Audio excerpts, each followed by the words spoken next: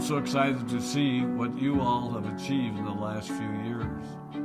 Your growth has been incredible, and I'm grateful for all of your hard work and sacrifice.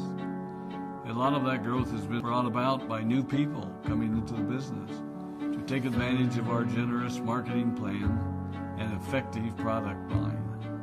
So I thought I would take just a moment of your time to share with you a little bit about where Forever came from and where Forever is going. I've heard people describe this as our culture, but I think it's simply who we are. Several decades ago, I was an executive for a real estate development company called Del Webb. And at that time, there was a lot of excitement about a new business concept. And like many of my colleagues and friends, I went along to a business opportunity meeting and listened to a presentation about multi-level marketing. I immediately fell in love with the concept that people would be motivated to help each other and be able to make a living doing so. It's a beautiful thing when you think about it. Although I was enjoying my career, I didn't think that I was contributing as much as I wanted, or as much as I could, to improve the well-being of the people around me.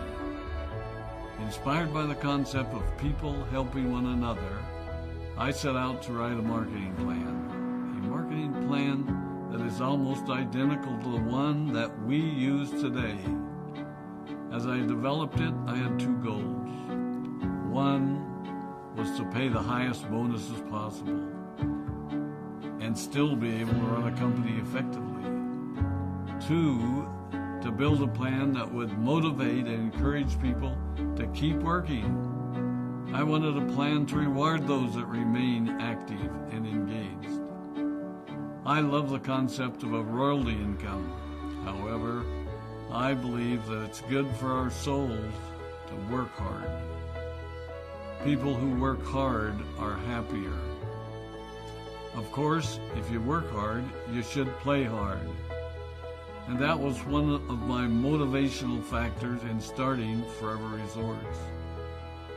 It was to give people the opportunity to spend time with their loved ones and experience the wonder of nature.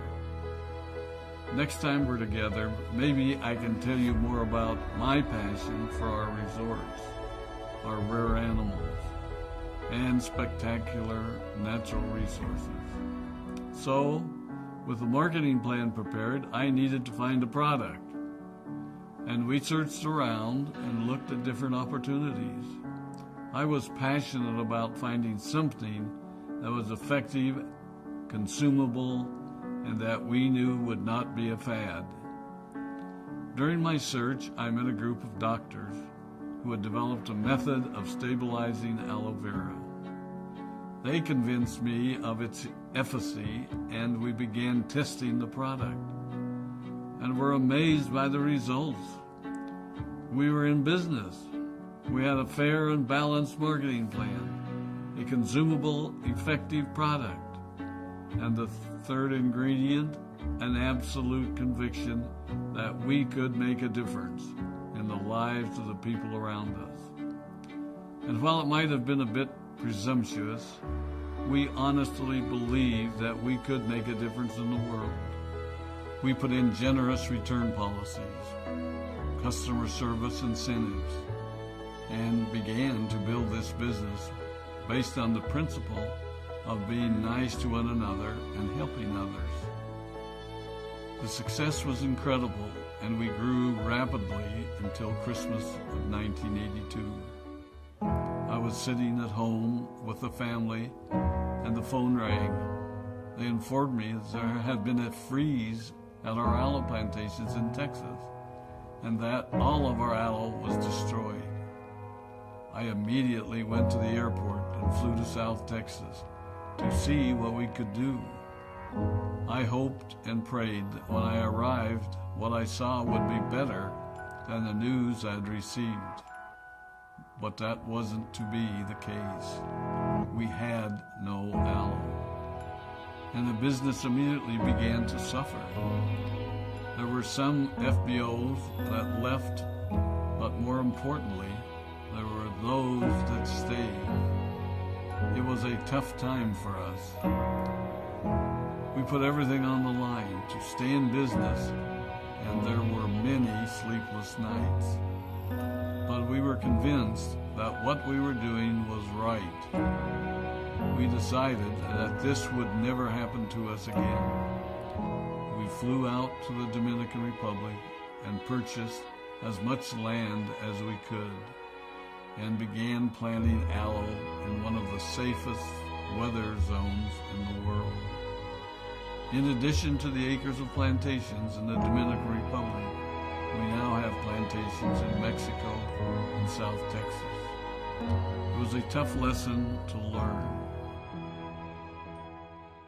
But during the tough times, we became stronger and we grew the most. We grow roots that strengthen us and help us to overcome the challenges and obstacles that life throws at us. I have learned that solid principles and core beliefs do not have a sell-by date. It is never old-fashioned or out of style to be nice to each other, to honor your commitments, and to treat people how you would wish to be treated. I recognize that many of you might not have heard about our beginnings, as you are new in the company.